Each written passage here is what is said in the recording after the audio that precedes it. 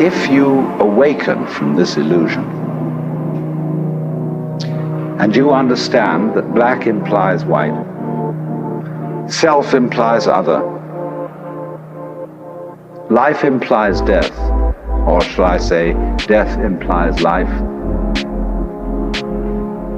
you can feel yourself not as a stranger in the world, not as something here on probation, not as something that has arrived here by fluke, but you can begin to feel your own existence as absolutely fundamental. What you are basically, deep, deep down, far, far in, is simply the fabric and structure of existence itself.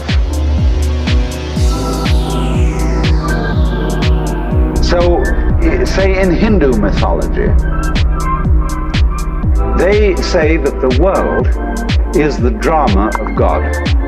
God is not something in Hindu mythology with a white beard that sits on a throne and that has royal prerogatives.